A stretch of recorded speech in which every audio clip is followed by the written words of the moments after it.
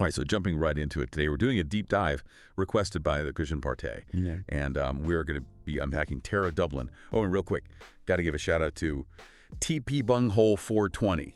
Dude, that username. Legendary. And you've been very patiently waiting for that Josh Moon deep dive. I promise you it's coming. It's in the works. But the Moon content that's out there right now is kind of rough. That's saying something. Anyway, back to Tara Dublin. So if you're not familiar with Tara Dublin, she's kind of a big deal online, but also she sparked a lot of, let's just say, spirited debate.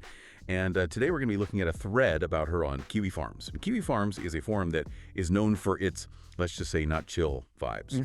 Yeah, she's thread is calling her a drama cow, which, already kind of sets the tone. And we're talking accusations of A-logging. Seriously harsh book reviews and some. Colorful opinions from the forum users, so yeah, buckle up. So first things first, let's get a little background on Tara Dublin. From what we've gathered on Kiwi Farms, she is a writer for Huffington Post. She used to be on the radio, single mom of 2. And get this, she was the communications director for the Make America Great Again Super PAC back in 2015. Yeah. The Magier Super PAC. Talk about a plot twist. And then there's the whole controversy section about her on Everpedia. And it mentions these accusations of A-logging, especially when it comes to Vanessa Trump. And apparently there was this whole thing where she, Right. Flipped off a Trump sign. Drama. Yeah, the whole A-logging thing is interesting. Like, basically, it's creating these fake online profiles to kind of push your own agenda, sometimes even attack other people while pretending to be someone else. So, Yeah. it really makes you think about what's even real online anymore and how easily people can manipulate things. Right. It's like, who can you even trust on the internet these days? Speaking of online personas, though, we found this super interesting post on Dublin's Tumblr. It's about her going to a concert solo. And it's not just about the music. It's like a whole reflection on life. Yeah. Being middle-aged, Yeah. single, dealing with all the ups and downs. And she even gets real about her body image. Like she writes, "You will never see any of these people again. And who gives a fuck about your leggings or your boots or your legs anyway?" Which is kind of refreshing because she's old and never exercises. I feel that. But then there's these moments of real honesty, like when she writes, "After the show, you once again silently curse the universe for always putting men in your life that you will never get to have." It's deep, man. Yeah, that line is powerful. You can feel the longing for connection, the frustration with how things have played out. It reminds you that behind all the online stuff, there's a real person there with real feelings. Yeah, it's easy to forget that sometimes. Like she's giving us a peek behind the curtain, showing a side of herself that she might not share anywhere else. Okay. We got to talk about the comments on that Kiwi Farms thread. Some of them are, well, let's just say you're a lot. Like one user straight up calls her a dumb nagging Jew bitch. Well, another just comments, "What a nobody." And then there's this gem, Trump a loggers, best loggers. Like, what does it even mean? This is where we get into the whole issue of online spaces like Kiwi Farms. Like, they can be breeding grounds for negativity and harassment, often targeting people with this level of aggression. That's just hard to even wrap your head around. So it's crucial to recognize the potential damage these platforms can cause. Yeah, I agree. Like, it's wild how toxic things can get online. It's a reminder that the internet can be a pretty harsh place. Yeah. Especially for someone like Tara Dublin, who seems to attract a lot of controversy. So we've gone from Huffington Post writer to A-logging accusations to Kiwi Farms drama. And honestly, that's just the tip of the iceberg. What have we learned about Tara Dublin so far? Honestly, not sure yet. It feels like we have all these pieces scattered around, and we're trying to figure out how they fit together. It's like trying to understand a character in a book. Based only on the rumors you hear about them. You get these bits and pieces of the story, but you're missing the context, the person's own voice. Exactly. So stay tuned for part 2.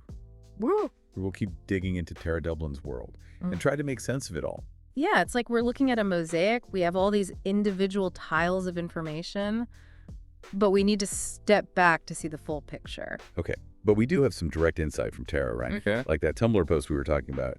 It's not just about her experience at the concert. It's like a glimpse into her thoughts on life, getting older and being single. She even talks about her body image. She says, "You will never see any of these people again. And who gives a fuck about your leggings or your boots or your legs anyway?"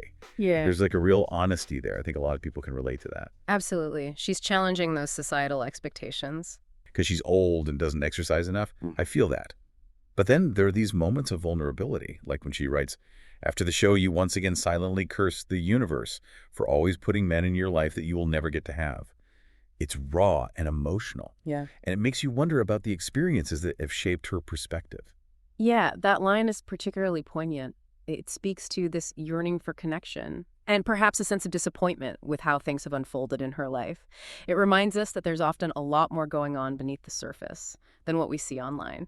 Yeah, it's like she's letting us into a more personal space, sharing her feelings and experiences in a way that feels very authentic. But of course, we can't forget about Kiwi Farms, because you guessed it, they have thoughts about this Tumblr post too. One user comments, "I thought she was a troon for a hot minute." Another says she has a Huma Abedin look going on in that top photo. And then there's this one, "She's not cool enough to have anything associated with Ireland in her name." It's just relentless negativity and personal attacks. It's clear that these commenters are approaching her with this pre-existing bias, focusing on her appearance and making assumptions about her based on very limited information. And the language used is often hateful and demeaning, and it contributes to a toxic online environment. It's like they're trying to tear her down, to invalidate her experiences and silence her voice. But then there are comments that bring up another layer of the Tara Dublin mystery. Remember that detail about her being the communications director for a pro-Trump super PAC? Well, some users find that pretty suspicious. One asks, so is she a scorned former Trump staffer? This shot. Another wonders, being comms director for the MAGA super PAC is highly suspect for somebody who hates the Trump so deeply. It definitely raises questions about her political journey. This highlights the complex nature of political beliefs and affiliations. People's views can evolve over time, and it's rarely a simple black and white situation. It's important to remember that individuals can hold nuanced and even seemingly contradictory positions. All right, it's not always easy to categorize someone's political stance, especially when we only have snippets of information. And then there's this whole thread about a photo she posted on Twitter with her son.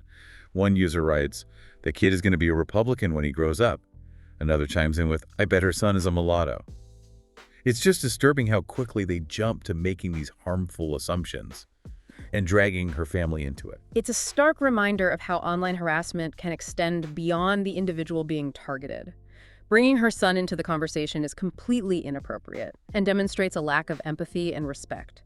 It highlights the potential for real-world harm that can result from these online interactions. It's definitely a line that shouldn't be crossed. So we're seeing all these different facets of Tara Dublin, the writer, the single mom, the alleged A-logger, the target of online hate. It's a lot to process. Where do we go from here? I think it's important to remember that what we're seeing is a very fragmented and filtered view of a complex individual.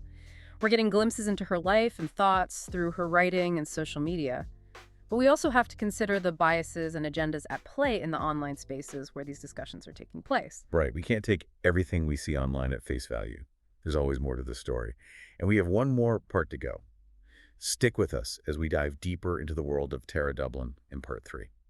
Okay, so we spent this deep dive, exploring the online world of Tara Dublin. And it's safe to say she's a pretty polarizing figure online. It's like we've been trying to piece together a puzzle, Yeah. Trying to figure out who she really is based on her writing and her social media presence and, those interesting discussions happening on forums like Kiwi Farms.